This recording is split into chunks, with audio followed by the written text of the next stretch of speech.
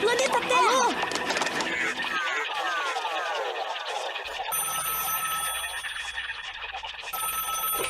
Alô, seja muito bem-vinda. Começa agora mais um episódio do podcast Aluciência. Eu sou o Arnone. Eu sou o Marx. Eu sou o Caramelo. Eu sou o Gollum. E para conversar conosco hoje, temos aqui a presença da professora Gisele Oda. Olá, muito obrigada pelo convite. Muito obrigado a você por estar aqui, professora. Quer falar um pouquinho mais sobre você? O que você estuda? Sobre eu? Bom, eu sou professora aqui do Instituto de Biociências e estudo cronobiologia, que é o tema do nosso bate-papo de hoje. E além disso, também a Gisele foi nossa colaboradora, né? Ela que possibilitou com que comprássemos esses equipamentos profissionais que estamos usando hoje aqui para gravar. Tô muito feliz de ver que foi bem investido. A prova está aqui. Ela veio conferir se não virou chocolate, barra. Exato, eu vim conferir também. Não, viraram equipamentos aqui profissionais. Muito bom. Não, mas, professora, de novo, muito obrigado aqui pela presença e muito obrigado pela colaboração. Obrigada e parabéns a vocês pelo trabalho. Obrigadão. Vamos fazer uma divulgaçãozinha rápida das nossas redes sociais? Que se você quiser fazer como a professora Gisele, contribuir com o nosso projeto e fazer com que a gente consiga comprar microfones, hospedar nosso site, pagar as contas aqui da Aluciência, você pode entrar em apoia.se/Aluciência ou, se tiver um cartão internacional, pode entrar também no patreon.com/Aluciência. E aí lá você vê os valores direitinho, os brindes que você tem direito. Acabamos de entregar os brindes para a professora aqui, inclusive, né? Sim. Com muito atraso, mas entregue. Mas foi de coração, viu, professora? Adorei. E você pode acompanhar a gente também nas redes sociais, sempre no /Aluciência. Nós estamos no Twitter, Facebook, Instagram e YouTube. O YouTube agora vindo com Agora tudo. o YouTube tá com tudo, exatamente. Exatamente. Passamos 150 visualizações a última vez que eu vi. Olha aí. Foi postado há poucas horas. Foi postado há 2 horas atrás. Se você também quiser falar conosco, você pode enviar um e-mail para o contato @aluciência.com.br ou enviar uma mensagem de texto no nosso número, que é o 11 94887 0901. E tudo isso você encontra no nosso site, entra lá, aluciência.com.br. Tudo mais que você quiser saber sobre nosso projeto está lá. É isso aí. Bora pro episódio? Bora.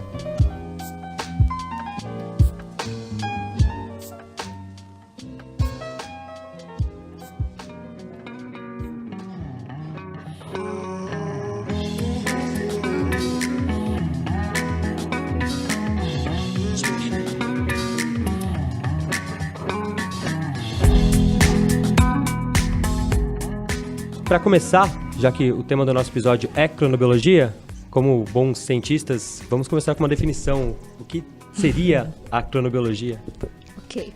Bom, cronobiologia é o estudo da organização temporal dos seres vivos. Traduzindo, né? É como o tempo entra na biologia e, na prática, é o estudo de ritmos biológicos. Né? Ritmos biológicos que temos, são vários ritmos que nós temos, desde os ritmos que têm periodicidades assim, de milissegundos até de anos. Agora, dentro da cronobiologia em particular, nós estudamos mais, né, há uma tendência a se estudar mais os ritmos circadianos, que são aqueles que ciclam em torno de 24 horas e que estaria associado, então, com a rotação da Terra. Então, esse é o ritmo mais estudado. Também, bastante estudado, a gente tem os ritmos anuais, que tem a mesma periodicidade da translação e que estaria associada, então, à sazonalidade biológica. Então, há uma tendência, né, dentro da cronobiologia a se estudar mais, a dar uma ênfase maior a ritmos que têm mesmos períodos que ciclos ambientais. Tá? Por exemplo, ciclos de marés. E acho que você tocou num ponto de falar de ritmos biológicos. É legal falar que outros seres vivos também possuem Sim. Ciclos ritmos Outros circadianos. não nós, né? Porque nós não somos. Sim, todos os organismos têm ritmos biológicos, né? Inclusive seres unicelulares. Né? Exato, inclusive seres unicelulares. E, em particular, os ritmos circadianos estão também presentes em todos os seres vivos, né, desde os unicelulares. E essa história, então, do Prêmio Nobel tem a ver exatamente com isso, né, porque, de uma certa forma, foi a descrição do mecanismo por trás desse relógio biológico que estaria presente desde, né, os seres unicelulares até os pluricelulares. E como que começou essa observação de... Assim, como que os cientistas começaram a pensar que os seres podiam estar se organizando temporalmente, diariamente ou anualmente? Então, o começo... Então, assim, o fato de haver ritmo, né, já se sabia faz tempo, né? E acho que é meio que intuitivo até... Na nossa própria experiência pessoal, né? Todo mundo percebe que a cada 24 horas nós precisamos dormir, acordar, né? Então, então a gente sempre começa um curso de ritmo biológico circadiano falando sobre o ritmo do sono, porque todos nós, né, dormimos à noite e estamos acordados de dia.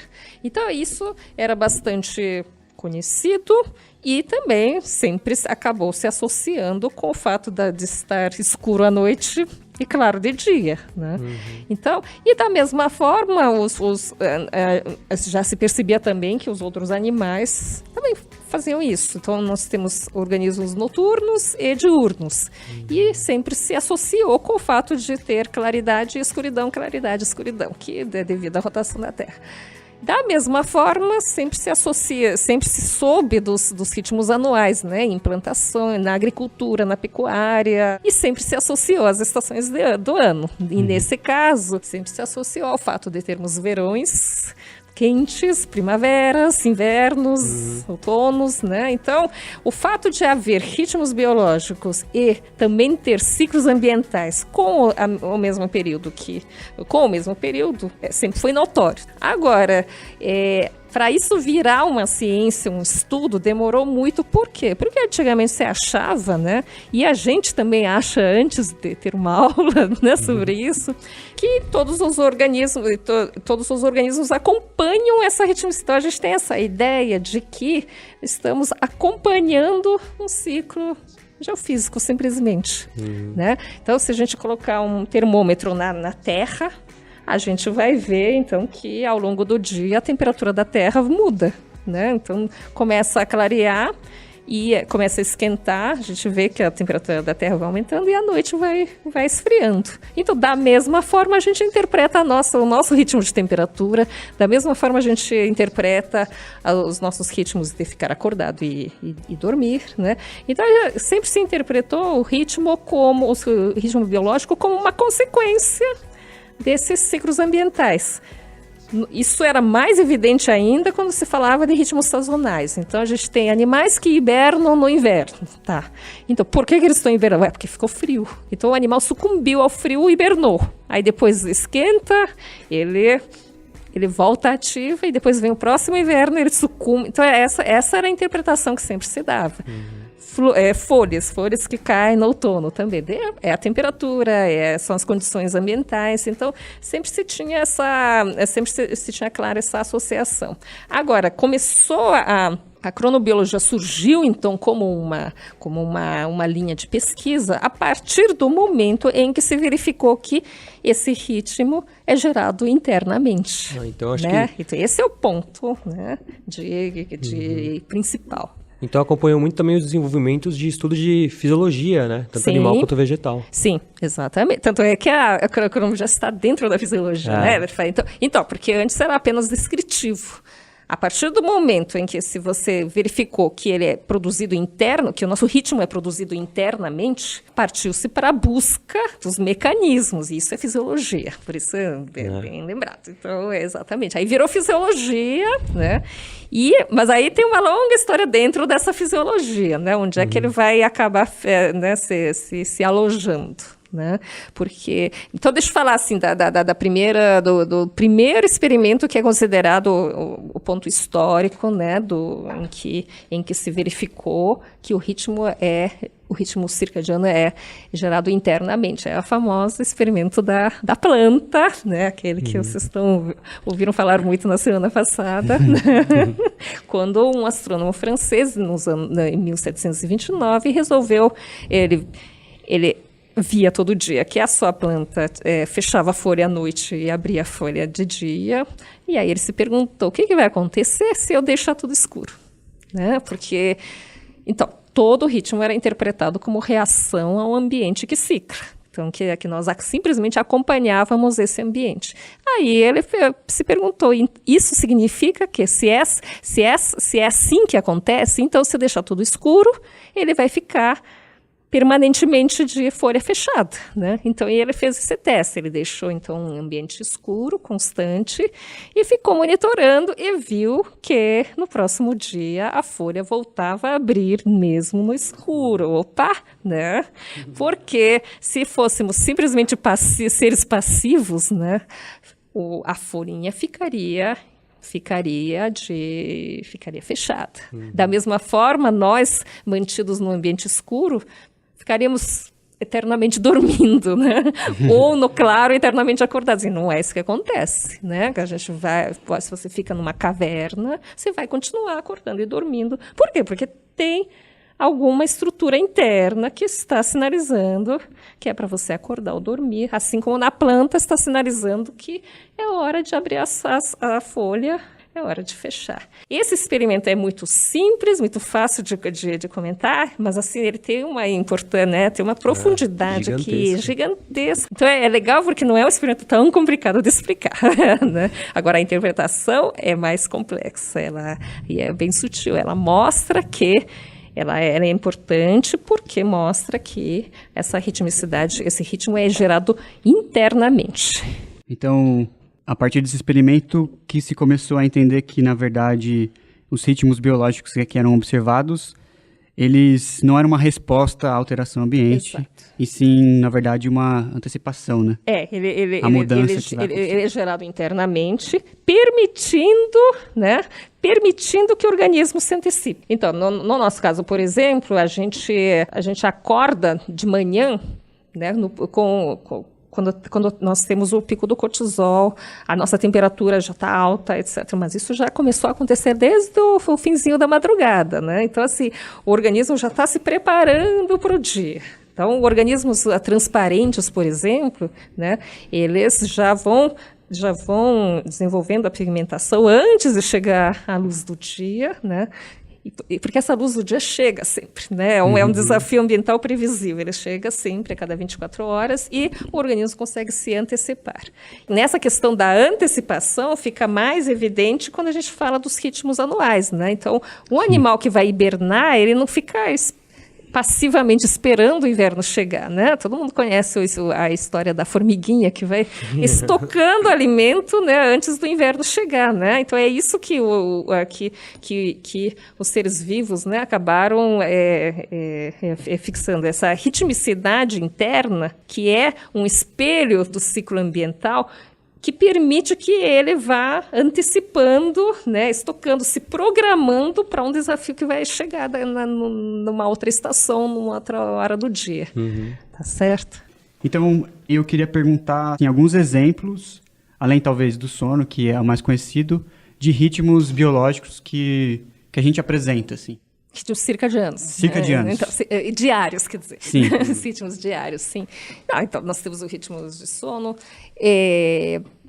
Toda a nossa capacidade cognitiva, então, passa por tem um ritmo diário, né? Nós temos momentos, então, de maior capacidade de concentração, atenção, memória e outros menos. Então, nossa capacidade cognitiva passa por uma ritmicidade. Indo, então, agora para o fisiológico, então, nós temos, então, ritmos de temperatura, nós temos ritmos da produção dos hormônios, nós temos Na verdade, nós temos ritmicidade em qualquer variável que você for verificar, né? Então, na composição da urina, nos níveis de produção da urina, nos ritmos digestórios. Então, praticamente todo o organismo, né? Então, até o nível celular, né? Tem ritmos diários. Professora, você falou desses diferentes ritmos, então acho que é legal a gente falar, né, que quando a gente fala relógio biológico, parece que cada pessoa tem um relógio dentro dela. Sim. E esse relógio é único e vai regular tudo, né? Mas, Sim. na verdade, temos diferentes ritmos controlando diferentes Vixe, coisas. isso aí é super complicado.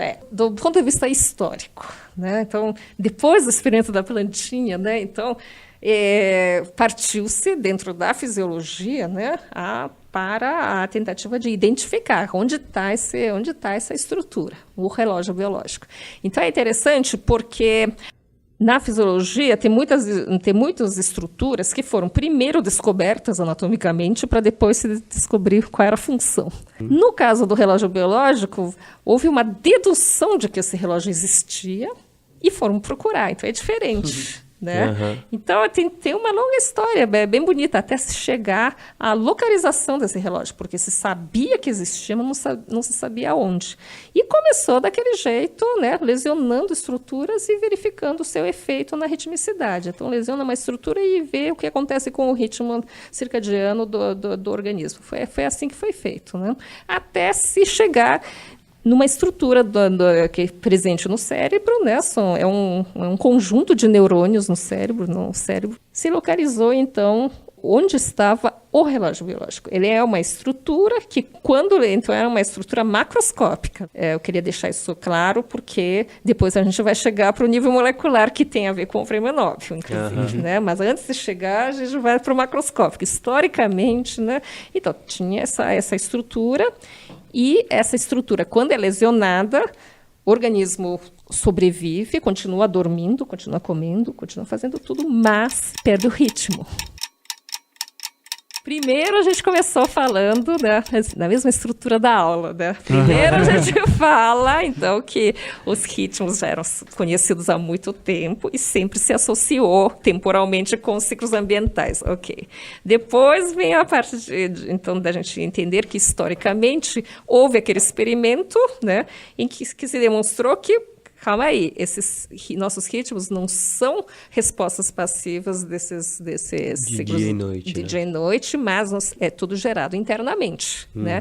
Então, e essa geração interna permite que a gente se antecipe ao dia e à noite, às estações do ano, etc, etc. Mas agora, qual é o papel dos ciclos ambientais? Eles não estão lá de enfeite, nem no plano de fundo. Eles têm uma ação super importante, que é o de sincronizar os nossos ritmos. Né? Então, nós temos essa geração interna, mas, depois disso, ele é sincronizado com o ambiente. Né? Então, se a gente não tiver isso, é claro, não dá para entender depois o jet lag, nem as rupturas circadianas. Então, a gente tem nossos relógios biológicos internos, né? Ou seja, não é que nós estamos simplesmente reagindo ao ambiente, nós temos relógios internos, só que os nossos relógios biológicos são sincronizados pelos ciclos ambientais. Ah, entendi. Então, o ritmo humano, que acontece mais ou menos com 24 horas, Sim. Ele vai ser provavelmente sincronizado pelo dia e noite. Sim. Então, cada dia que você acorda, olha para o sol, seu relógio biológico interno, ele é ajustado. Ajustado, exato. A palavra ajustado é mais intuitiva do que sincronizar, né? O técnico é o sincronizar, mas é o ajuste. Ele é ajustado pro período que é o período do ambiental. Então, que é 24 assim, horas. Usando a analogia da aula, né? Eu vou ficar repetindo a aula aqui. Espero que não tenha aluno falando, não, de novo essa história. Então, aproveitando a analogia da aula, é que nem orquestra com maestro, né? Então, assim, você tem, na prática, você tem, quando você assiste a uma orquestra, você vê o maestro e você vê a orquestra. Você vê os músicos tocando, tá? A hora que você tira o maestro, seu maestro para, a música continua. Da mesma forma como se a gente ficar num lugar escuro constante, o nosso ritmo continua se manifestando. Só que começa a desajustar. Então, assim, não é mais 24 horas. É o período próprio nosso que é... Por exemplo, no nosso caso, o nosso relógio biológico não cicla a cada 24 horas, mas é em torno de 25. Cada um tem o seu ritmo, mas é tudo em torno, nós humanos, em torno... É meio controverso ainda, a gente não tem uma definição final, mas, assim, até onde se sabe é em torno de 25 horas. Tá. Agora, cada um tem 25, 25,2, é um pouquinho diferente do outro. Então, imagina uma orquestra, onde cada um tem um ritmo que é levemente diferente de 24, porque quem tinha 24 era o maestro, né? É o ciclo claro escuro. Agora, a hora que sai o maestro, a música continua, você tem a capacidade de se sincronizar com o seu vizinho um pouco, vai, mas aí com o tempo ele vai se desajustando, né? E aí volta o maestro para botar a ordem lá e ajusta todo mundo e fica todo mundo sincronizado certinho. Então, esse que é o papel, né, do ciclo claro-escuro. Tá certo? Por isso que a gente fala, né, sobre a importância da gente ter o contato com o ciclo claro-escuro. Né? Porque ele vai ajustando diariamente os nossos ciclos, os nossos ritmos, de forma que estamos todos sincronizados uns com os outros. Tá? E eu acho que uma das coisas mais bonitas da gente pensar é que, na verdade, é um ciclo que ele foi estabelecido à medida que a evolução foi se dando, né? Exato. Então, se por alguma razão, vamos supor assim, uma hipótese completamente estapafúrdia, acabam os dias... Desculpa? Estapafúrdia. Tá bom, desculpa. Acabam os dias, sim. Agora é tudo noite, É. A evolução ia ter uma reviravolta total e os comportamentos... Claro que assim, completamente hipotético, mas a evolução ia se dar de tal forma que os comportamentos iam ser completamente alterados, né? É o que a gente... É um pouco, assim, não de uma forma tão dramática, mas é o que a gente está vendo hoje em dia com o aquecimento global, né? Assim, por exemplo, bom, mas aí já é mais difícil de explicar, né? Não é tão direto, mas em relação às estações do ano, né? Porque o ciclo de temperatura está se modificando e o ciclo de temperatura está associado com muitos dos ritmos anuais, né? Nós estamos vendo, né, animais que antes hibernavam num certo mês que estão começando a hibernar mais cedo ou mais tarde. Isso está começando a ter consequências e tem muita gente estudando isso. Qual é o impacto, né, dessas mudanças climáticas em relação... Porque da forma como está agora, então, nós temos uma determinada organização temporal. Né? Então, por exemplo, existem vários organismos que, para se acasalarem, existe o dia certo, né? A semana certa do ano e a hora certa do dia para acontecer esse encontro. Por exemplo, aquelas Mayfly. Inglês, né? Exatamente. No seu nome. Muito bem.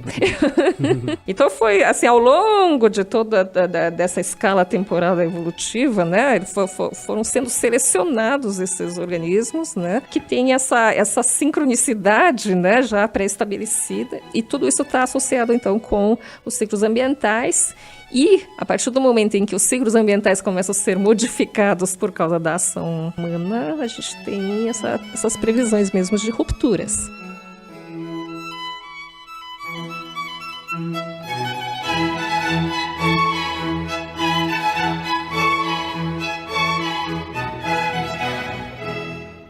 Bom, a gente falou um pouco do breve histórico já, né? Sim. Da observação do mundo, primeiros experimentos. E a gente estava dentro de relógio biológico agora. Isso. Falamos um pouco da capacidade de se antecipar a mudanças naturais, né? E agora a gente estava em ritmos diários. Aí depois acho que vamos para aspectos cotidianos que é bem legal, né? Que é bem... Que é a questão do horário de dormir, né? Tanto é que a cronobiologia ela é bem confundida com o estudo do sono, né? São duas coisas, né? Então, assim, o ritmo... É que o ritmo do sono, como a gente começou falando do ritmo do sono, porque ele é o mais conhecido, né? É o que a gente... faz parte da nossa realidade, né? O ritmo do sono, a gente percebe, inclusive, né, que nós temos um relógio biológico quando a gente vai dormir com tudo escuro e mesmo antes do despertador a gente acorda de vez em quando. Eu sempre acordo antes do meu despertador. Eu acordo no final de semana. Eu sou bem regulado. Então, aí nessa hora vai ter mais do que luz entrando pela janela, né? Então, sobre a questão, né, da orquestra, o ritmo do sono é um ritmo mais que tem uma é um ritmo que está num nível mais hierarquicamente diferente em relação a todos os outros ritmos mesmo. Ele é tipo um comaestro, tá certo? E ele sozinho consegue arrastar alguns ritmos conjuntamente. Agora, ele é gerado independentemente por outras estruturas cerebrais, né? A prova, então, de que são duas questões, né? São dois mecanismos diferentes, é que você tem o relógio biológico, você pode se você lesiona o relógio biológico, aquela estrutura, então, que eu falei que foi identificada, né, num organismo, e verifica o que acontece com o sono, ele continua sendo capaz de dormir e de acordar. Então ele continua, só que não tem mais essa de dormir a noite toda ou dormir o dia todo, se for um diurno ou noturno, né? Mas ele começa a dormir que nem um nenê recém-nascido, né? Dorme, acorda, não tem mais ritmo, perde o ritmo. Ou seja, a capacidade de dormir está em outro lugar, né? O relógio biológico é aquele que coordena o horário. Agora é hora de dormir, e também todos os outros ritmos, tanto o ritmo do sono, o ritmo, né, da nossa digestão, da nossa atividade, da pressão, todas as variáveis fisiológicas. E por falar em variáveis fisiológicas, né, acho que até vale a pena falar de tudo que não é nem intuitivo, né, porque a gente começa falando do ritmo do sono porque é aquele que a gente conhece, mas se você for até ao nível celular, você vai ver também que todo o funcionamento celular também tem um ritmo de 24 horas, né? Então isso aí é super interessante. Quando a gente vê uma imagem, né, em livros de fisiologia celular, né, de como são as estruturas celulares, a gente está vendo uma fotografia. Se a gente fosse pegar essa mesma célula 12 horas depois, ela vai estar com outra cara. São diferentes genes que, né, estão sendo transcritos a 12 horas, com 12 horas de diferença, né? São outras estruturas, outras proteínas, é tudo diferente. Então, desde o nosso nível comportamental até o nosso nível celular, você tem ritmos de 24 horas. E é interessante pensar, né, no que isso significa, porque a gente achava antes que era porque a gente seguia o movimento da Terra, mas não, se você partir numa viagem de foguete e sair da Terra, é isso que você vai levar consigo. Né? E, inclusive, né, quando se pensa sobre a capacidade do homem de colonizar outros planetas, todo mundo se esquece disso, né? O pessoal pergunta, vai ter oxigênio? Claro, né? Tem que ter oxigênio, tem que ter água, tem que ter oxigênio, tem que ter temperatura. Mas e o ciclo, né? Vai ter algum ciclo de 24 horas, de preferência em torno de 24 horas para sincronizar? Porque senão a gente vai ficar totalmente... os ritmos vão acabar se desregulando lá. Então... provavelmente vai ter que ser algo artificial que seja feito, né? Por exemplo, uma iluminação artificial de 24 horas. Nossa, o sol nasceu, aí você acende uma luz. Assim, exatamente. Eu pensei agora no sistema TRAPPIST, né, que foi descoberto, e que a galera ficou muito animada com... tem uma série de, acho que 7 planetas muito similares à Terra, possivelmente tem água. E eu lembro que quando eu fui pesquisar sobre o sistema, eles não têm um movimento de rotação. Ou, na verdade, o movimento de rotação deles é meio que sincronizado com a translação. De modo que sempre a mesma face fica voltada para a estrela. Então, de um lado é sempre dia, do outro lado é sempre noite. Então, a gente ia ter que ficar migrando de um lado para o outro. Exatamente. Ou põe uma iluminação artificial. Eu lembro quando falaram desse plano, foi o que eu pensei, não vai dar certo. Então, porque não vai ter maestro.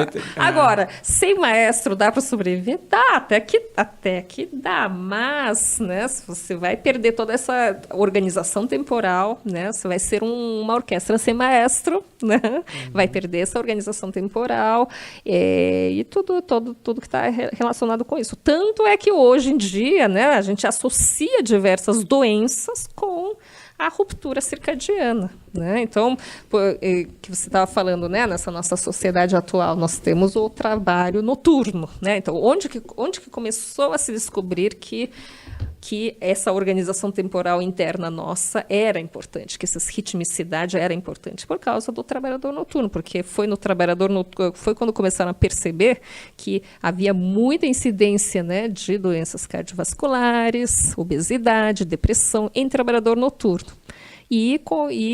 Né, ao longo do tempo das pesquisas, eles acabaram percebendo, então, uma associação direta, né, o que tem no trabalho noturno que é tão ruim assim, né?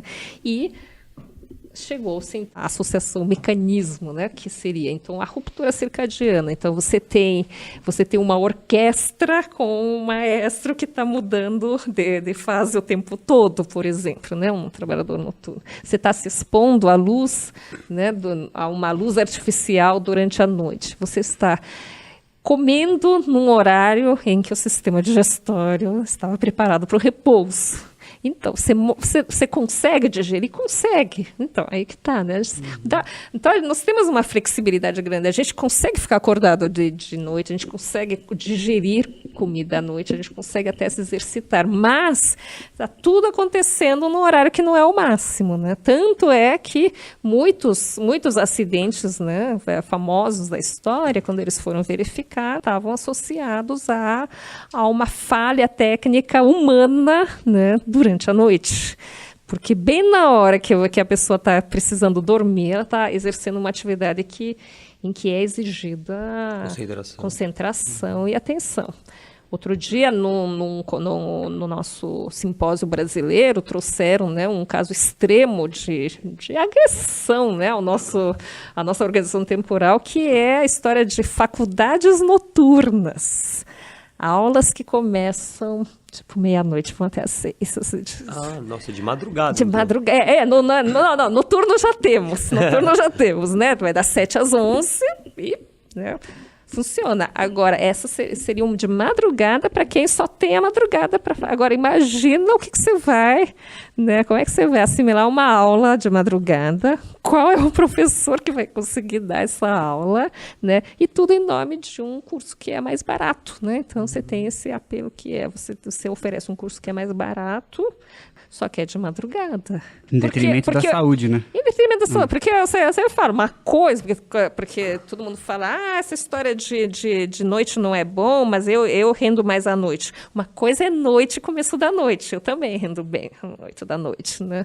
Agora, às 4 da madrugada, né? A noite é muito longa, não é só aquele comecinho da noite. É uma criança, né? Então, a gente fica lá, conhece bem. Então, imagina você trabalhar, você estudar às 4 da madrugada, você dar aula às 4 da madrugada, então assim... Seria até possível se a pessoa estudasse ou trabalhasse de noite e fizesse todas as atividades dela à noite e dormisse durante o dia. Teoricamente, mas socialmente, todas as outras coisas que ela vai fazer, ela precisa acordar durante o dia. Porque existe também essa tendência a se pensar, mas então, será que se você inverter tudo, dá certo? Uhum. Não dá tão certo. Primeiro, porque não dá para se inverter tudo. Ninguém que troca sempre, né? Sempre tem o fim de semana, o feriado. Você tem uma necessidade de um contato social, né? Então, tem isso. Mas mesmo, então, imagina, vamos para aquele caso extremo do ermitão que não quer saber, não tem família, não tem nada, total. Para ele, tudo bem, ainda não está bem, porque podem ter vários ajustes que ajudam, né? Mas mesmo assim, ele está se expondo à luz no momento em que... Não é desejável. Exato, né? Então, assim, porque tem uma sincronização básica que não dá. O maestro continua lá, né? Tá certo? Mas acho que passa muito no que você falou, né? Por exemplo, tem todos esses ritmos, mas você consegue comer e seu corpo vai conseguir fazer a digestão 4 da madrugada? Vai. Só que ele não vai fazer com tanta eficiência que ele faria, por exemplo, perto da hora do almoço, que a gente já está acostumado a comer naquele horário. Aí é aquele exemplo que a gente sempre dá, do churrasco de madrugada, né? Ninguém quer. Na hora do almoço, todo mundo quer, né? Você tem vontade. À noite, você já não quer muito. Por isso que as churrascarias dão até desconto à noite, né? Porque já sabe que as pessoas não estão muito afim. Mas a gente vai, né? Tendo desconto, a gente vai. Agora, de madrugada, aí já é um pouquinho mais complicado, mas mesmo assim, se tiver, a gente topa, né? Quer dizer, nós temos essa flexibilidade, só que não é para ficar abusando, né? Ou, né, que é o que acontece com o trabalhador noturno, que acaba virando numa rotina. E aí, a longo prazo, você começa a ver os efeitos. Queria fazer uma pergunta até, não sei nem se depois a gente pode até cortar ela, mas tem um produto aí no mercado que ele fala que ele promete que o seu intestino vai funcionar igual um reloginho. Sim. E eu lembro que quando eu vi isso, eu pensava que ele, sei lá, poderia ter algum hormônio, alguma coisa que realmente regulasse.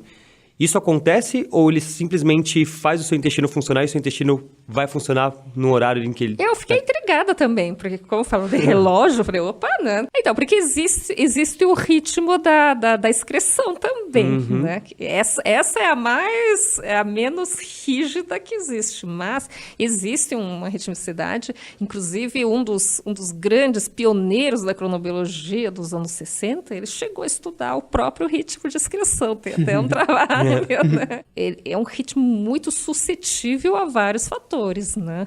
Ainda bem, né? Porque senão... Eu entendi, pelo que eu vi da bula desses iogurtes do Activia. Eu entendi que o que ele fazia era não impedir. Ele só faz o intestino funcionar e ele funciona na hora que tem que funcionar. Exato, então, né? porque então o reloginho, no sentido de que, estando tudo bem, que é o começo da manhã, né, que é considerado o horário mais natural da excreção, né? Agora, se você não está se você está com o intestino preso, por exemplo, né, o intestino preso já compromete o horário, né? Ele vai acabar acumulando, né? Então, nesse sentido, a ideia que estavam querendo vender é que se você tomasse aquele iogurte que tem aquelas fibras, você teria mais condições de, na hora devida, ele funcionar. Eu entendi que era isso. Mas eu tive essa curiosidade. Opa, que história é essa? Eu acho que é um pouco do nosso corpo ser uma máquina que, entre milhões de aspas, é programada para funcionar de uma determinada maneira e a gente muda. E essa programação foi feita durante... Exato, essa programação que a evolução, né, que a evolução realizou, ela foi feita, que nem o Arnone falou, durante milhares de anos. Então não adianta o cara chegar em uma existência de um indivíduo da espécie nossa e querer mudar essa programação toda, porque a evolução sempre trabalha em cima do que ela tem, né? Sim. O que dá é, ao longo da escala de tempo evolutiva, um organismo noturno virar diurno. Isso dá, e aparentemente foi isso que aconteceu com os mamíferos, né? Porque pelo que se saiba, né, os nossos ancestrais comuns dos mamíferos eram noturnos e depois veio, então, a evolução da diurnalidade. Isso aconteceu de fato. E tem muita gente estudando isso, como é que aconteceu isso, né? Como é que daqueles primeiros mamíferos noturnos, né? Agora, hoje temos os diurnos. Então, tem muito estudo nesse sentido. Mas, dentro da escala de vida de um indivíduo, ficar modificando isso, ele é capaz, sim, porque a gente tem essa plasticidade, ainda bem, né? Mas você está forçando e temos as consequências aí. Né? Então, aí, cada vez mais, né, a gente tem visto a associação entre várias doenças e a ruptura circadiana, que é decorrente disso. Né? Você está trabalhando, você está acordado, exercitando num momento que era o momento mais propício para o repouso. Eu acho que chega ao ponto, assim, os alunos, às vezes, na escola, eles perguntam: mas se a gente começar a se acostumar a ficar muito tempo embaixo d'água, a gente vai criar branca? Exato. Mais ou menos nesse nível, né? Não vai mudar. Bem, fica lá, o máximo que você conseguir. Exatamente.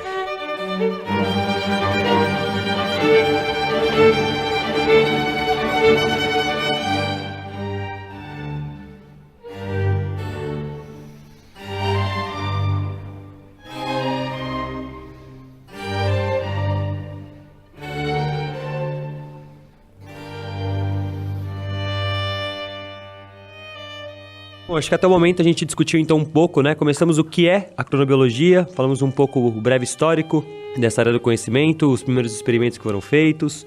Aí entramos um pouco mais no relógio biológico mesmo, falamos um pouco da capacidade de se antecipar às mudanças naturais, falamos sobre ritmos diários, de vigília de sono, algumas variações fisiológicas, ritmos que não são tão diários, né?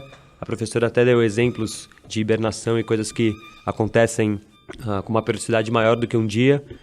Mas acho que agora a gente podia ir para, então, aspectos cotidianos. Como que a cronobiologia está, a gente já comentou alguns pontos, mas como que ela está, de fato, no dia a dia, com perguntas, acho que questionamentos gerais da população, né? Porque sempre tem aquelas perguntas tipo, existem pessoas que são mais diurnas, pessoas que são noturnas, o que é o tão famoso jet lag.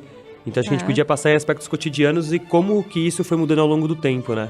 Tá certo. Essa questão de se pessoas mais noturnas, mais diurnas, não seria bem o termo, né? Seria a questão de mais matutino, mais vespertino, né? Porque o ser humano é diurno, né? Então, a gente até falou, né, sobre essa questão da evolução da diurnalidade dos mamíferos, e o ser humano é diurno. Então tem os rebeldes que falam, não, mas eu troco o dia pela noite, não sei o quê. Tem alguém aqui nessa mesa que fala que só consegue montar pauta, só consegue estudar às 4 da manhã. Mas não às 5. Mas não às 5. Eu, às 5 eu vou dormir. Então, o que se tem, né, visto é que, assim, no geral nós somos diurnos, né, mas temos uma plasticidade muito maior do que as outras espécies, né? E dentre os humanos existem as pessoas que têm uma tendência a acordar mais cedo, e outras que têm uma tendência a acordar mais tarde. A gente chama de matutinos e vespertinos, né? E, aparentemente, isso aí tem uma definição até genética, tem gente estudando isso, tá?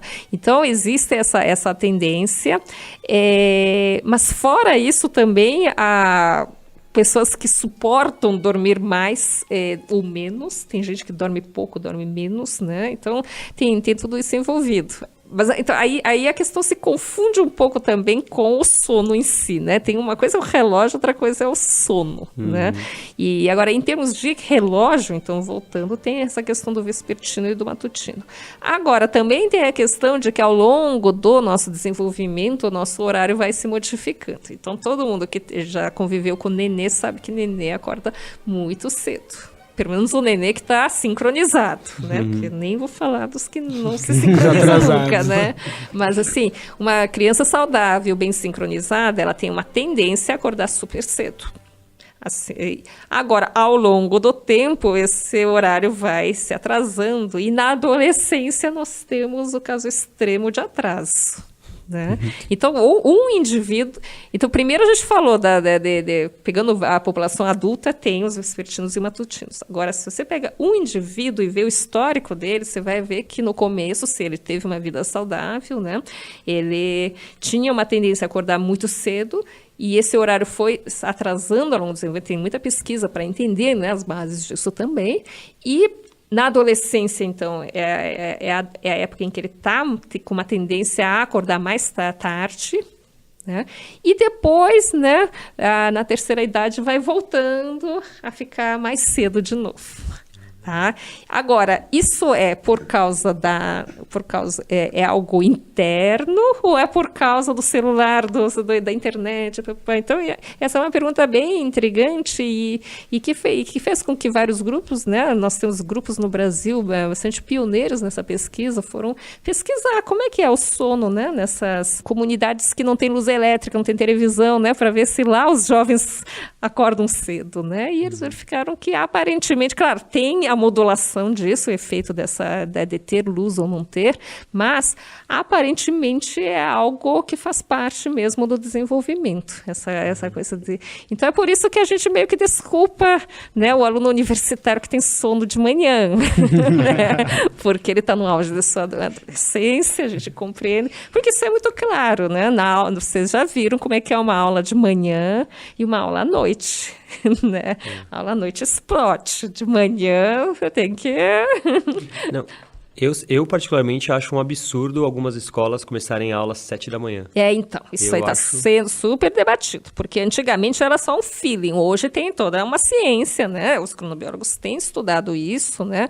Tem pesquisadores aqui no Brasil trabalhando ativamente, né? No sentido de levar isso para as escolas, tentar mudar esse tipo, porque você está forçando mesmo.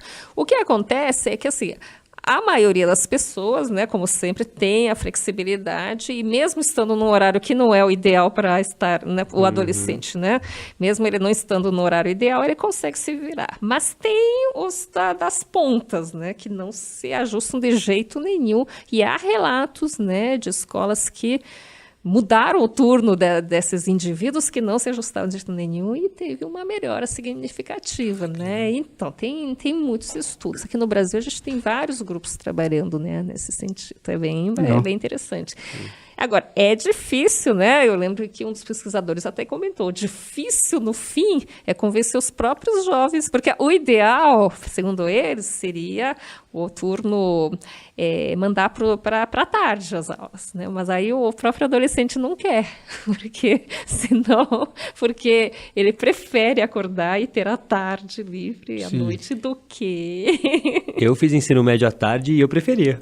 Tem ensino médio tarde? Para acordar mas mais nem todos, tarde. Nem todos preferem. Então, você teve sorte, né? E sorte. Não sei se sorte é a palavra, né? Mas você fez o que cronobiologicamente é recomendado. Que nessa idade se estude à tarde, não de manhã, e muito menos às 7 da manhã, né? Porque a tendência fica cada vez mais cedo. Não, né? E eu tive a sorte de que minha escola tinha a possibilidade de escolher, né? Porque tem escolas que não. Que não tem, exato, né? Porque principalmente aqui em São Paulo, que tem pouco espaço, né? Fica difícil mesmo. Tem uma logística complicada aqui em São Paulo, muito maior. Ia falar exatamente a respeito da logística, né? Porque muitas vezes acho que as escolas se baseiam nos horários que os pais vão trabalhar. Então a gente... No fim das contas, a escolha não é científica, né? Sim. A escolha é mercadológica, né? Os pais precisavam ir trabalhar às 7 da manhã. É isso que eu ia falar. Agora tem que mudar esses empregos tudo também.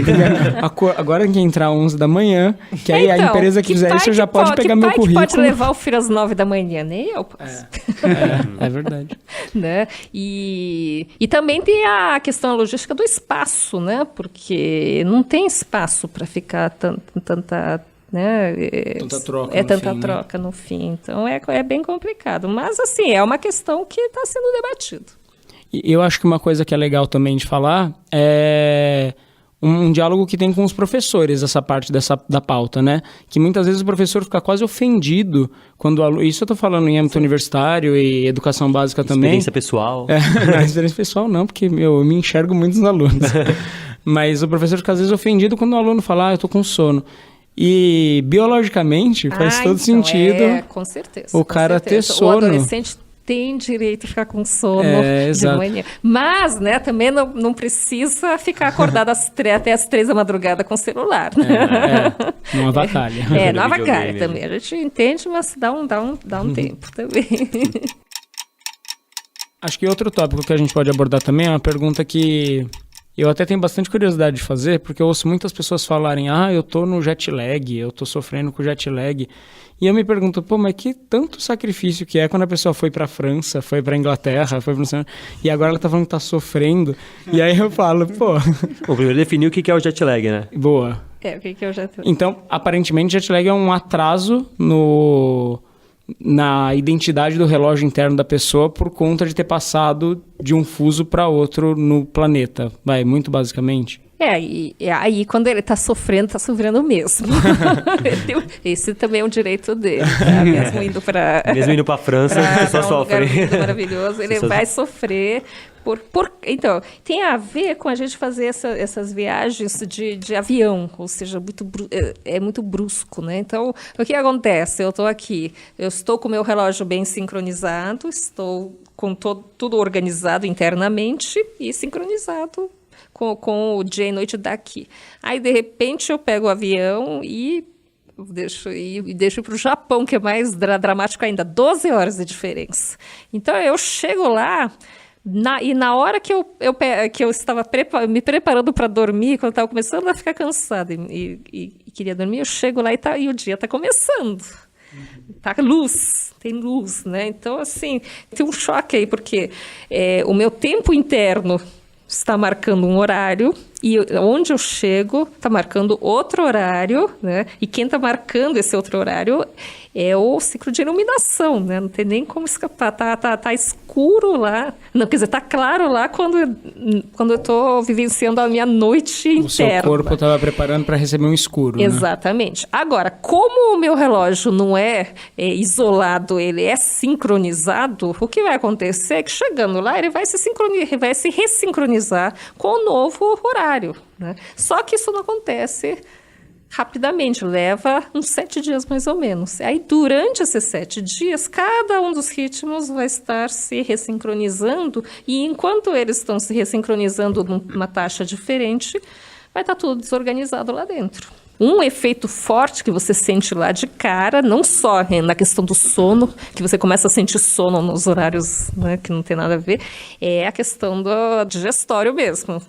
A comida vem no horário que você não está esperando, né? Aí realmente vem um churrasco às 4 da madrugada, né? Então você passa muito mal mesmo. Mas por quê? Porque você passa abruptamente para um lugar em que o horário está diferente. Então, voltando à analogia da orquestra, é como se você estivesse muito bem sincronizado com o maestro e do nada sai aquele maestro, entra um outro que está com a música lá na frente. Então, isso causa por muito tempo uma desorganização interna, porque cada instrumento, cada músico vai tentar se ressincronizar, né, por conta. Sem parar, né? Porque ele não pode parar. Então não pode. Show must go on. E aí você não vai ouvir música nenhuma por muito tempo, porque vai estar cada um no seu... Até que, passado um tempo, todo mundo se ressincroniza novamente e beleza, aí volta, fica tudo normal. Então, mas nesses 7 dias fica essa loucura. Agora, só acontece porque você tem avião. Então, porque antigamente as pessoas iam de barco, ou iam de charrete, sei lá, de trem, né? Aí o que acontecia? Demorava muito para você chegar naquele destino. Então, meus pais, por exemplo, levaram 40 dias de barco, de navio, né? Barco não, navio, do Japão até o Brasil, 40 dias. Em 40 dias, você vai se ressincronizando a cada dia com o novo fuso horário, aí não tem problema nenhum. Você nem sente nada, né? Então, é a mesma coisa que você subir um Machu Picchu de burro ou né, pegar um helicóptero e puf, né? Aí você chega lá e tem aquele choque da diferença de oxigênio, por exemplo, né? Então, tudo que é lento, né, você vai se ajustando lentamente. No caso, então, do jet lag, por você fazer essa viagem e você conseguir... chegar num lugar com um horário muito diferente, muito abruptamente, até o seu organismo se ressincronizar demora e você tem esses sofrimentos todos.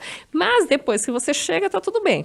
Agora, para uma aeromoça, para um piloto que vivem viajando o tempo todo, aí vem aquele outro problema. Eles não se ressincronizam nunca em lugar nenhum, porque a hora que está começando a ressincronizar já muda de fuso de novo. Hoje em dia, então, tem muita recomendação, né, para quais são os limites, né, temporais dos trabalhos dessas pessoas que voam com essa frequência toda, né, porque você não pode estar o tempo todo mudando de fuso, porque aí você não se ressincroniza nunca. Como você mesmo disse, isso causa predisposição para algumas doenças. Sim, né? sim. Né? E já se tinha notado, então, que tanto trabalhadores noturnos quanto trabalhadores, né, de aviação apresentavam um quadro associado, então, a essa ruptura circadiana. E se a gente for extrapolar um pouco, pensando na nossa famosa mudança do horário de verão, existe algum descompasso que acontece à medida que a gente reajusta os nossos relógios eletrodomésticos? E ele está chegando no horário de verão. Então, a diferença do horário de verão pro jet lag é que o ciclo claro-escuro continua o mesmo, né? A gente que muda... né? A gente que muda... Os números que a gente inventou, né? Números, exato. Mas... entre outras coisas, a gente está modificando o horário de alimentação. E é isso que acho que mais, não sei, né? Assim, tem a impressão de que essa mudança do horário de alimentação e do início do acordar, né? Porque dormir ninguém tem um horário muito fixo, né? Mas o horário da gente acordar e o horário da gente se alimentar está se modificando em 1 hora, mas o claro-escuro está lá, não está sendo modificado, né? Então, nesse sentido, seria similar ao que acontece com o trabalhador noturno, né? Porque no caso do trabalhador noturno também não muda nada da iluminação, e ele que ativamente muda o horário de acordar e de alimentação, só que muito mais drasticamente, né? Então, nesse sentido, eu vejo o horário de verão como uma... Seria como o que o trabalhador noturno faz, só que com 1 hora. não 12 como o trabalhador noturno faz, né? Tem distúrbios? Tem, mas não tem tanto impacto quanto no caso do trabalhador noturno. No fim das contas, o horário de verão é muito mais complexo da gente entender, porque ele envolve também essa questão da sazonalidade, né? Ela vai acontecer numa estação do ano específica. E nessa estação do ano, então ao longo, a gente está falando sempre sobre o ciclo claro-escuro, né? Pensando nas 24 horas, só que a duração do dia e da noite muda ao longo do ano. Então, no verão nós temos os dias mais longos e no inverno nós temos os dias mais curtos. É sempre 24 horas, a rotação da Terra é sempre 24 horas, mas a duração do dia e da noite vai variando ao longo do ano. Isso tem consequências também sobre os nossos ritmos. Então, nesse sentido, o fato desse horário de verão, que é algo artificioso, né? Ele vai perturba, mas ele está acontecendo no inverno, no verão, né? Numa estação do ano em que a duração do dia já é diferente. Então, é meio complicado de explicar assim, sem uma lousa, né? Mas eu tendo, né? Isso é uma grande polêmica entre os cronobiólogos, né? Mas eu tendo a minorizar, então, o impacto do horário de verão, pensando levando em consideração que, naturalmente, né, os organismos, na vida livre, estudando animais silvestres, né, eles têm uma tendência natural a modificar o horário do acordar e da alimentação na natureza por conta dessa mudança da duração do dia. Então, eu acho que, na verdade, o horário de verão, às vezes, está indo nesse sentido. Só que é bem polêmico isso. Não, mas, ou seja, o horário de verão tem que ser mantido porque é maravilhoso. É isso que eu entendi. Então, aí se pergunta, tem que ou não tem que... Então, eu fico meio perdida, porque, assim, tem todos esses distúrbios causados, né? Mas são distúrbios pequenos, professor. Acho que as pessoas conseguem se dar conta. Então, eu gosto muito do horário de verão. Qual é o impacto disso na economia? Não sei, né? Assim, então, isso é super polêmico. Mas o que eu sei é que... Assim, eu falei, por exemplo, do animais silvestres, mas pensando nenê que não vai para a escola... Então, quando eu tive meus filhos, eu percebi que, naturalmente, no verão, eles começam a acordar mais cedo também, né? Então, para mim, quando começava o horário de verão, era uma bênção, porque aí já acertava o meu relógio, o meu horário com o dos né? Porque a cada dia eles começam a acordar mais cedo também. Então, tem isso que não está sendo levado em conta quando se vai discutir, né? Agora, realmente, tem locais, dependendo da latitude, que não tem sentido nenhum. Essa coisa de impor, né, para um país inteiro como o Brasil, né? É super discutível. Agora, em alguns pontos, eu acho que até faria um sentido, mas isso é bastante polêmico. Tá? Nem os cronobiólogos se entendem nesse debate. Eu queria perguntar de tela de celular. Se aqueles filtros de fato funcionam. Aqueles filtros que deixam a tela com menos cor azul, assim. Então, isso também tem a ver com o sono, melatonina. Eu acredito que sim, porque assim, essas telas de celular, elas têm um efeito inibitório, elas acabam inibindo, né, assim, melatonina, produção de melatonina, eles acabam inibindo o sono e... Então, você se expor à luz à noite tem esse efeito, mas em particular a luz azul. Por quê? Né? E aí é uma longa história, né? Porque os receptores, os principais receptores envolvidos com a percepção do claro-escuro, né? Para o relógio biológico, eles têm sensibilidade máxima no azul. Então é por isso que tem todas essas questões, né, envolvidas com as telas. Eu não tenho visto muitos resultados de testes, mas em princípio eu acreditaria que seria bom, né? Se você tem acesso a um filtro de luz azul nessas telas à noite, seria bem interessante, né? Porque ele deve filtrar, né, justamente aquela luz que é aquela que mais interfere no teu sono.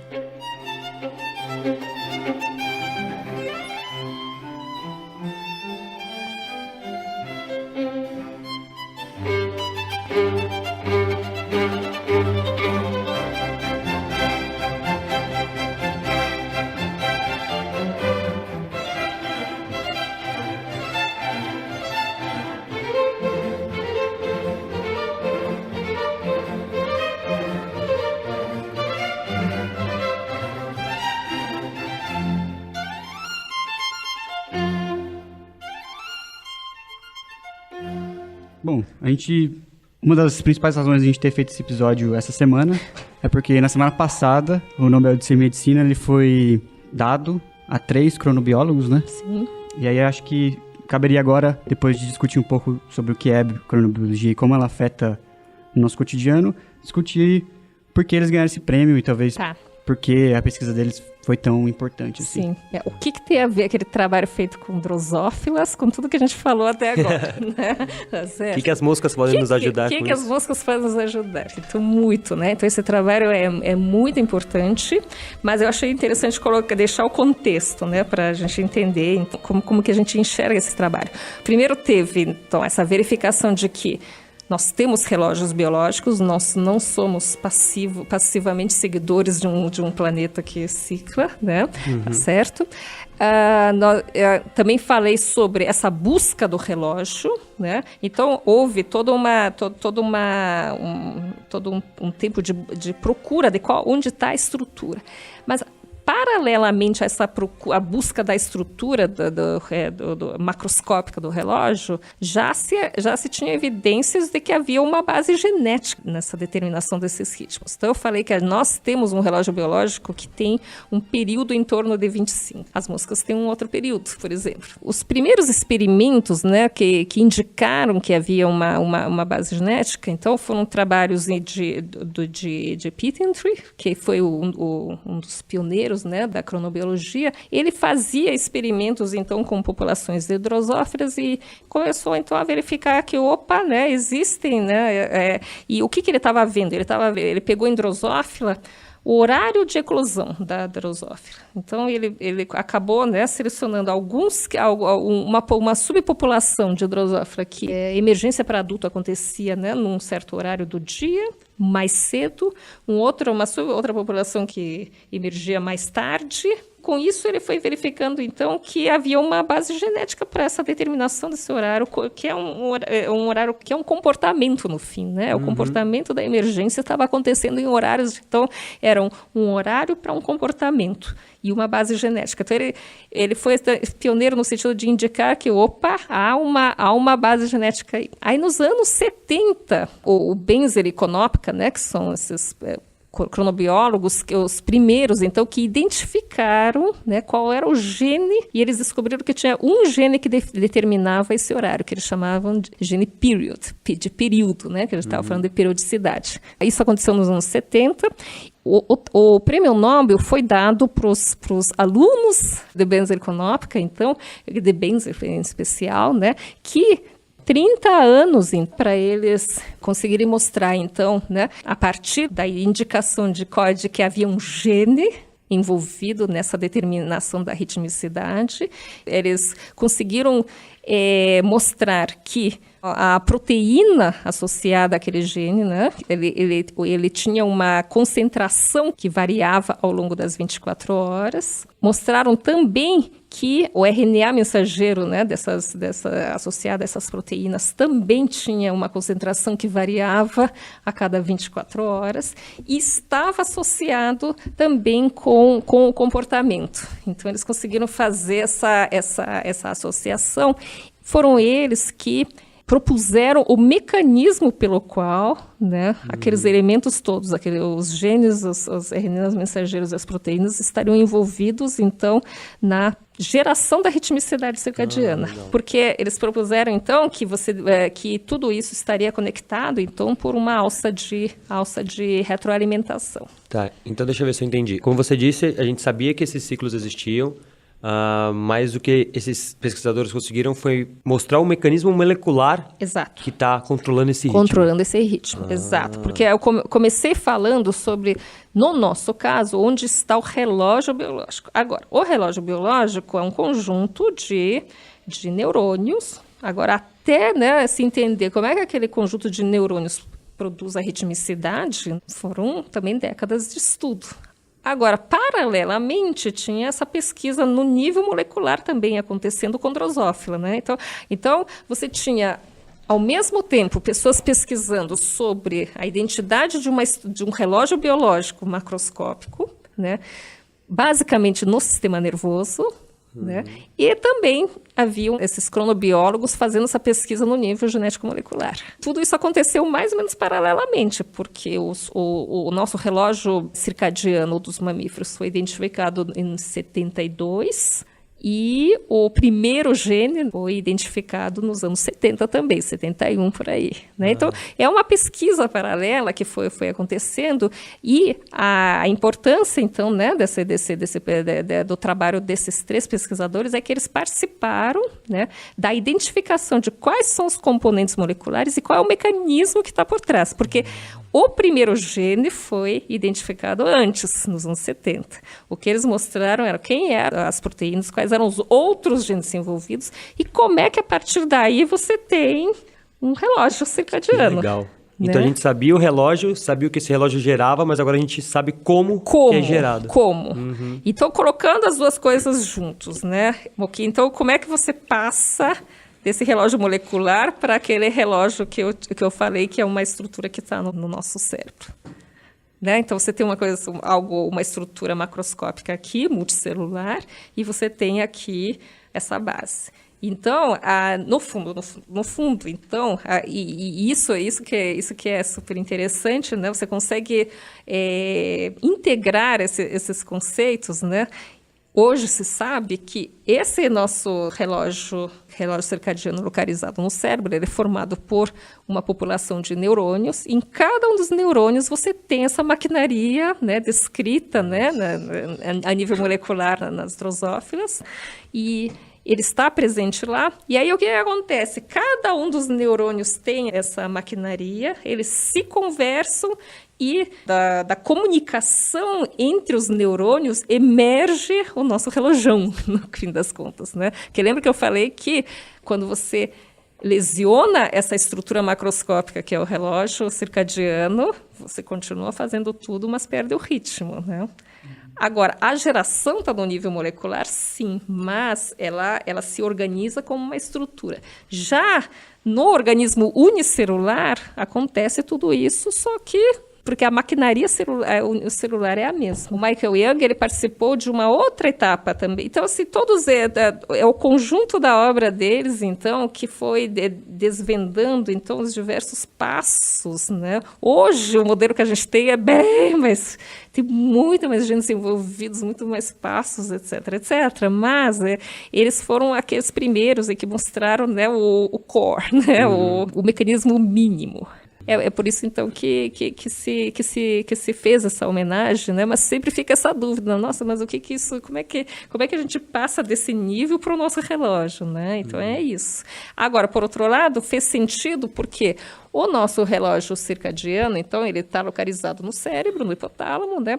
E mesmo nas drosófilas, né? O relógio central está localizado no cérebro também. Então, por muito tempo se pensou, então, mas será que isso o relógio circadiano é uma estrutura de natureza neural, né? Tem que estar presente neurônio, mas aí tinha aquela dúvida, mas então como é que organismos unicelulares que não têm neurônios têm ritmos e plantas também têm ritmos? Plantas não têm neurônios. E agora, com né, esse conhecimento paralelo, né, que tem sido desenvolvido das bases moleculares, acaba unificando tudo. Plantas, por exemplo, até hoje não se descobriu uma estrutura, um relógio como nós. Agora, hoje se sabe que, além do nosso relógio central localizado no sistema nervoso, nós temos essa maquinaria molecular em todas as células do nosso organismo também. Só que eles não têm essa mesma função coordenadora do organismo. Ele muito provavelmente tem funções locais para funcionamento local, mas quem coordena, né, o maestrão, então, é o sub no fim, né, porque o maestrão é o claro escuro lá fora. Aí você tem o submaestro, que é o nosso relógio, né, biológico, e aí vem todos os outros. Mas todos eles, todas as nossas células têm essa maquinaria molecular, essa que foi descrita, né? Claro, no nosso caso seriam, então, os genes homólogos, etc., mas a maquinaria, e quem propôs essa maquinaria foi o conjunto desses 3 pesquisadores. eu acho que é importante frisar, então, que a busca do relógio, né, onde está o relógio? Né? O relógio está no nível molecular. Mas, funcionalmente falando, no caso dos multicelulares, né, ele ainda acaba acontecendo uma comunicação entre várias células para emergir, então, um relógio central. Uma coisa legal, assim, não exatamente sobre o trabalho, mas de como a ciência funciona, né? Da história que você falou, é que foram essas 3 pessoas que receberam o Nobel, mas que eles vieram construindo esse conhecimento desde a década de 60, né? Sim. Então, Há nenhum trabalho isolado. Sim, é isso que é legal. Eu queria, assim, frisar que a ciência é construída ao longo da história, né? Nenhum conhecimento, assim, nenhuma descoberta genial surgiu de uma pessoa só. Exato. Sempre foi apoiado em conhecimentos já pré-estabelecidos. E é bem bonito, porque como a cronobiologia ela é recente, você consegue resgatar bem isso, né? E várias pessoas estão vivas, né? Então, é muito bonito de ver, assim, acho que é uma lição para a gente, né? Porque são muitas pessoas que contribuíram. Por isso que, assim, a festa é de todo mundo, porque é a contribuição de várias. Agora, você escolhe, e eu achei que foi, assim, uma escolha sensacional, né? Porque quem que você vai eleger dentro de tantas descobertas, né? Achei uma boa escolha. Acho que, indo muito nisso do que o Gollum falou, além de mostrar que a ciência é uma construção coletiva, eu acho muito legal a gente, ainda mais no momento que estamos vivendo no nosso país, mostrar que a ciência ela tem aplicação e até em trabalhos que as pessoas podem até achar que não tem relevância. Por exemplo, eu vou estudar ritmo biológico em moscas, em drosófilas, que a gente falou, né? As moscas da fruta. E olha o quanto a descoberta numa experiência com moscas influencia no conhecimento sobre cronobiologia, e a gente discutiu nesse episódio que a cronobiologia está desde a importância de prevenir doenças em trabalhadores noturnos, que seja, mudar o horário que as pessoas vão para o trabalho, o horário que as pessoas se alimentam.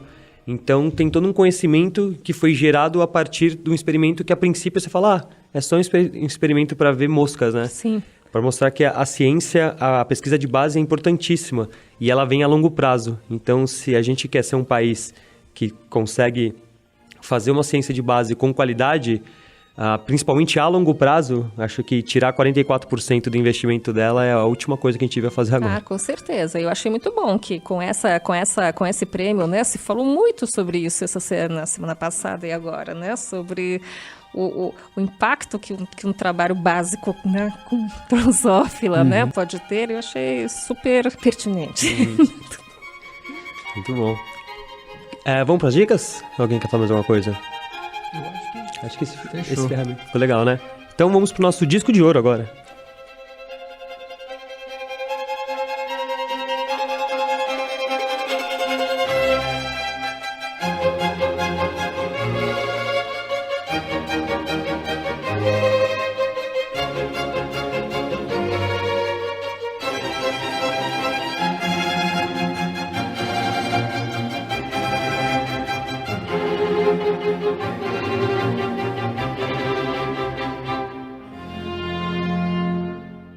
Bom, então vamos agora começar nosso disco de ouro, né? Nossas antigas dicas culturais.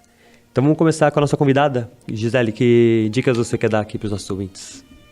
De música? Não, pode falar agora do Feitiço do Tempo do filme. É que disco de ouro é por causa dos discos que foram na sonda Voyager. É o nome do quadro só. Não explicou, né?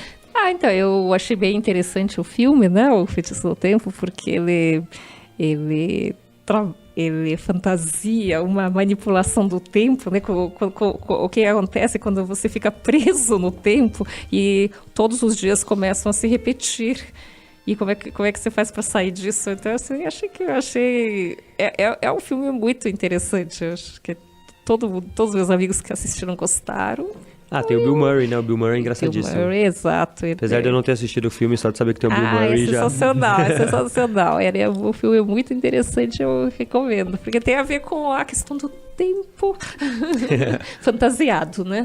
Muito bom. Então, aproveitando carona na dica da professora, eu vou dar a minha dica. Que é, a primeira delas acontecendo no Natal do Mickey, que tem um episódio específico que os sobrinhos do Pato Donald... eles desejam estar todo dia no dia do Natal. Então eles ficam presos no dia do Natal e todo dia é Natal. E eles percebem como é importante que as coisas sejam únicas e não fiquem se repetindo dia após dia. É bem parecido, bem na mesma linha. Então vamos falar de um outro filme que o cara fica preso no tempo. Que claro que a gente tá falando de ficar preso no tempo. Tem um novo filme na Netflix também que chama, em inglês acho que é Naked, Nu em inglês, em português. Que é um cara que vai pro casamento dele e aí ele fica preso no elevador. Sim. De alguma maneira ele acorda lá e tá no elevador. E todo dia, esse dia se repete. Então, não importa o que ele faz, ele vai parar no elevador de novo. E nunca consegue se casar. E ele tem que sair dessa situação, assim. É um filme de comédia, bem besta, assim, mas... eu acho que faz parte da fantasia coletiva. Isso de ficar preso no tempo. E minha segunda dica tem a ver com o nosso projeto. Finalmente estamos, de fato, colocando material no nosso YouTube. Depois de algum tempo engatinhando, fizemos o nosso primeiro vídeo, que foi sobre a última Marcha na Ciência, que teve agora domingo. Domingo teve a terceira Marcha pela Ciência. Inclusive, encontramos pessoas do nosso projeto, pessoas colaboradoras. A professora estava lá. Vi vocês lá. A gente fica muito feliz, na verdade, de ver nossos professores, ver as pessoas que colaboram com o nosso projeto, ver ouvintes lá. A gente sente que nosso público nos enche de orgulho. E aí, fizemos algumas filmagens, algumas entrevistas nessa marcha. E aí, conseguimos editar a tempo. O Caramelo e o Gollum aqui viraram algumas noitezinhas pra editar e deixar tudo bonitinho. Só o Caramelo, o crédito é todo dele. Então o ciclo circadiano do Caramelo tá todo zoado. Meu trabalho noturno. O próximo estudo de doenças podia ser em editores, né? Nossa. Não, senão a gente vai acabar perdendo os trabalhadores noturnos aqui. E aí vai ter aquela tela, né, na sua cara, na madrugada toda. Eu soube que teve uma pesquisa estudando os pesquisadores de animais noturnos. Nossa. Porque... de fato. Bom, no caso do editor, o relógio dele vai ficando mais desorganizado à medida que vai chegando o prazo, né? O ciclo é semanal, né? Tem um dia da semana ali que é horrível, que é quando vai sair o episódio. Tá. Bom, mas então o vídeo que eu tava falando, a gente colocou no nosso canal no YouTube, então tá lá Porque Marcham os Cientistas. Então a gente entrevistou pessoas da área de divulgação científica, cientistas, tem entrevista com pessoas do Instituto Butantan, tem com o Pirula, tem com o pessoal do SciCast, do Dragões, do Café na Bancada. A gente fala um pouco das nossas groselhas lá também. Mas acho que é importante, primeiro, pela marcha em si, né, como a gente estava falando aqui anteriormente, a importância de marchar pela ciência, de lutar contra os cortes e a precarização. E segundo, porque finalmente conseguimos colocar um vídeo no YouTube depois de tanto tempo e 2018 promete bastante. Bastante mesmo. Eu espero que o Alociência prometa mais coisas boas do que o mundo tem prometido coisas ruins, né? Com certeza. O bom desse vídeo é que ele ficou curtinho e você pode mandar para pessoas que não são da área da ciência, né? Porque é muito fácil a gente, entre cientistas, falar por que a ciência é importante. Eu sei porque a ciência é importante, todo mundo que está aqui na mesa sabe o papel da ciência na nossa vida. Mas somos parte da sociedade e grande parte da sociedade às vezes não faz ideia de como que a ciência pode impactar na vida delas. Então, me incomoda muito esse fato da gente pensar, nós somos cientistas, temos que levar a verdade para a sociedade. Cara, nós também somos a sociedade, né? Então, a gente tem que mostrar isso. Então, naquele bom dia do grupo da família, agora você vai responder com o vídeo do Alociência. Isso aí. Acho ótimo mesmo, porque eu acho que bem, nesses momentos, né, de marcha que a gente vê a importância da divulgação estar acontecendo no dia a dia, não somente na hora da crise, né? Exatamente. Ela tem que estar aí presente, com certeza. Gente. Isso aí. Bom, a minha dica então vai em conjunto com a do Sr. Arnone, porque eu fiz essa maratona de youtuber de domingo pra cá. E aí eu notei que eu gosto muito de editar vídeos e boa parte disso é das referências que eu tenho do YouTube. Então eu quero deixar 2 canais, que são pessoas que trabalham com vídeos e que fazem vídeos pro YouTube, para além de encher a banheira de Nutella e a moeba, que é o Peter McKinnon, que é um canadense. Faz 1 ano que ele largou tudo que ele fazia para viver de produção de vídeos e com o YouTube. E o Casey Neistat, que é um cara de Nova York, loucão, que... Cara, ele mudou o jeito que se faz vídeo no YouTube, porque ele começou a usar equipamentos profissionais e drones na Nova York. E o cara manda muito bem. E aí, boa parte das referências que eu tenho, e o Peter McKinnon, ele faz bastante tutoriais, então se vocês têm interesse, ele sempre faz 2 minutos na terça-feira, que ele posta um tutorialzinho de 2 minutos pra você aprender alguma coisa. Então, grande parte do que eu, sei lá, investi nesse vídeo, depois que eu terminei, eu olhei e falei, nossa, olha só, ficar assistindo essas coisas não é à toa. 7 referências lá, tipo o jogo das 7 referências. Nossa, então a gente tem que agradecer muito, né? Porque ficou excelente a edição do vídeo. Ficou muito bom. Obrigado. Parabéns, público. Obrigado. Mas de tudo isso, o que eu fiquei mais feliz é que o Caramelo falou que ele gosta muito de trabalhar com edição de vídeo. Ou seja, muito trabalho. Ou seja, esse ano, o ano que vem, aliás, a gente vai deixar ele mais feliz ainda. Já começamos as primeiras promessas de campanha do Marx 2018. Eu tenho uma outra dica também, que eu tô tomando conta do canal do YouTube do Instituto Espaço Silvestre, então tem videozinhos de papagaios lá. Toda terça tô soltando também. Os que você gravou ou YouTuber. que eles te mandam? Um pouco de cada. Edita. Na verdade, por enquanto, eu tô só tirando as histórias que estavam no meu curto e colocando só a história. Mas em breve vai ser, sei lá, qualquer outras coisas que me mandarem, eu vou editar e pô. Legal. Da hora. Legal, bem legal. Se você curtiu, dá um joinha aí embaixo. Exatamente. E segue lá, porque ainda não tem 100 inscritos, então ainda é www.youtube.com/hj97k. Por cento. É. As minhas dicas culturais eu vou tentar manter na temática do tempo, mas vão ser dicas bem simples. A primeira é uma música. Cazuza, o tempo não para. Não. Mas seria uma ótima. Seria uma ótima. Mas é Oração ao Tempo, do Caetano, que é uma música que eu acho bem bonita, que tá no álbum Cinema Transcendental, de 79. E o outro é um clássico que, assim, é só pra ratificar a dica, né? Que é o famoso De Volta pro Futuro. Pra quem não assistiu ainda a trilogia, assista, porque é sensacional. E minha dica, continuando minha série de dicas temáticas de podcasts, essa semana vai ser o Naruhodo, que eles fizeram o episódio número 98, agora em setembro eles soltaram, já tem algum tempinho. E é um episódio que eles falam sobre suicídio, e cara, foi muito legal, assim, cheio de conteúdo. O Altair lá, que é o especialista, psicólogo, Tudo, né? Tudo, sei lá, até PhD, psicólogo, estatístico, um monte de coisa. Ele falou muito bem, assim, deu várias referências sobre esse assunto. E, assim, não é um Mamilos, mas... Por que eu tô risada? Não é um Transformers. Não é um Mamilos que traz, sei lá, especialistas e também traz empatia, toda essa questão social, mas eu acho que é uma maneira de abordar mais acadêmica, mas que também enriquece a discussão sobre isso. Boa. Isso aí. É isso aí? Temos um episódio, então? Então, maravilha. Temos. Professora, queria agradecer novamente a presença. Muito obrigada pela sua participação. Muito obrigado por trazer um pouco mais.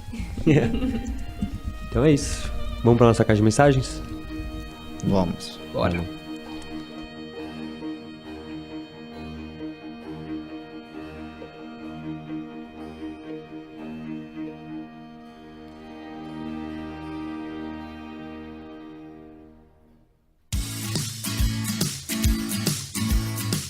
Bom, então agora vamos para nossa caixa de mensagens. Vamos ler as mensagens que recebemos ao longo dessa semana e a maioria delas, na verdade todas, são referentes ao nosso episódio passado, que foi o 27, Voyager 40 anos ao infinito e além. Que episódio? Assim, ouso dizer que é um dos melhores episódios que já gravamos até hoje. Ouvi dizer que é um dos melhores episódios já gravados até hoje. Nossa. Na história da humanidade. Ouso dizer que se o Sagan estivesse aqui entre nós, ele ia falar, eu vou mandar esse episódio pra sonda. Não, mas falando sério agora, antes de mais nada, a gente vai ler algumas mensagens aqui selecionadas, mas ficamos extremamente felizes pela quantidade de mensagens que recebemos, tweets, mensagens pelo WhatsApp, pelo e-mail, e assim, o depoimento da galera falando o que eles sentiram ao ouvir o episódio, mais de 6 pessoas falaram que choraram ouvindo fácil, inclusive uma pessoa falou que chorou 4 vezes durante o episódio. Isso só deixa a gente mais feliz e com mais vontade de fazer divulgação científica. Acho que mostra um pouco da ciência chegando de uma forma bonita, né? De uma forma poética, que é uma experiência que as pessoas em geral não têm com a ciência, né? Acho que é aquela coisa rígida, que é um pouco do que a gente discutiu no episódio, né? Bom, vamos começar então. Primeira mensagem que recebemos foi no nosso WhatsApp, que através do número 948870901, recebemos uma mensagem de texto aqui do Watson. E ele fala assim: conseguiram. Fui ouvir sem pretensões, porque era um tema que parecia não ter muito a ver comigo. Não só me impressionaram com as discussões sobre coisas de fora da nossa formação biológica, mas, com esse episódio de vocês, como os grandes da divulgação científica, me fizeram chorar. Ousaram falar sobre astronomia, mas acabaram cavando até o princípio da construção do conhecimento, e acenderam, junto com a gente, trazendo as mais brilhantes pedras. Nossa, bom uso do português, né? Um ótimo léxico aqui. Eu acho que ele teve muitos pontos na redação da FUVEST. Talvez se tivessem feito um podcast sobre método científico, teria ficado pesado e chato pra quem não é da área. Comendo pelas bordas e conversando sobre isso sem contar, vocês conquistaram, com certeza, leigos, amantes e cientistas. Olha só, essa estratégia funcionou pelo menos. Mostraram um amadurecimento de um ano produzindo conteúdo e que vocês descobriram como produzir o fino da divulgação científica. O tema específico ficou como um pálido ponto azul frente ao imenso e maravilhoso universo da ciência. Nada mais justo terem construído essa metáfora considerando a obra produzida com a ação das Voyager e a nossa melhor maneira de entender o mundo. Meus sinceros parabéns pelo trabalho e pelo meu episódio já favorito. Demais, né? Eu arrepiei de novo ao ler. Eu tava lendo, é esse tipo de coisa que a gente quer fazer com a divulgação, né? Perfeito, acho que é um comentário que resume nossos sentimentos, né? Uhum. Vamos pro próximo, que a gente recebeu no nosso Facebook, no /Alociência? Vamos. A próxima mensagem a gente recebeu do Daniel Capua, que participou do podcast Dragões de Garagem e participou do nosso episódio 2, Ciência e Esporte, deu uma força pra gente quando a gente tava começando. E vira e mexe ele manda mensagem sobre os nossos episódios, né? Sim, ele sempre dá uma avaliaçãozinha. Uhum. Ele mandou assim: cara, deixa eu te contar, lindo episódio da Voyager. Só queria adicionar uma dica cultural. Tem um episódio de Star Trek em que a tripulação encontra a Voyager 1 e ele serve meio de divulgação científica e homenagem a X anos de lançamento ao mesmo tempo. Eu recomendo. Roxinho piscando. Eu acho que é legal receber essa mensagem do Capua, porque o Capua é uma pessoa que quando tem que dar a bronca, ele dá a bronca também. Então ele começar falando que o episódio tá lindo, é porque tá lindo mesmo. Inclusive recebemos no nosso grupo de colaboradores, lá no nosso WhatsApp, quem colabora com a gente financeiramente tem acesso a esse exclusivo grupo da nata da divulgação científica. A gente recebeu uma mensagem lá do Leandro Santos. E ele também é o tipo de pessoa que quando tem que ser crítico, ele é crítico. E ele mandou uma mensagem muito bonita, foi muito legal. Então a mensagem do Leandro aqui, ele coloca assim: foram mais de 9 horas para baixar o episódio da Voyager. Valeu cada segundo. E olha que não sou suspeito pra falar, porque nem sou tão fã do Sagan, talvez por falta de conhecimento. E não conhecia tão bem a história da Voyager. Meus parabéns, pessoal, ficou informativo e emocionante. Não vou falar tipo o Carl Sagan, porque senão vocês começam a ficar muito metidos. Eu achando o máximo estar ouvindo um podcast recém-lançado a 200 km da costa. Enquanto isso, as Voyagers coletando dados fora ou quase do sistema solar. Muito bom, já temos um candidato para o segundo aniversário. Hahaha. Ele referiu a nossa competição de episódios que a gente fez no aniversário de um ano. E de fato, eu acho que é um episódio que já tá entre os meus favoritos. Acho que já temos uma grande seleção. Já tá em treinamento intensivo. Já temos um favorito ao título, né? E no final aqui ele fala pra gente tomar cuidado com o excesso de referência ao choque de cultura, mas eu tenho só uma coisa pra falar pra ele. Você tá errado. A próxima mensagem veio do Rodrigo Alves, o Croissant, colega aqui da faculdade. Escreveu assim: precisava me pronunciar por esse episódio que me fez chorar pelo menos 4 vezes. Foi um excelente exemplo de como colocar beleza na ciência, mais especial ainda por ser um episódio de astronomia, assunto pelo qual tenho grande paixão. Entre parênteses, espero por mais episódios como esse tema. E pra fechar com chave, ou disco de ouro, narração do Guilherme Briggs. Eu tô aqui atuando nas pontuações dele aqui.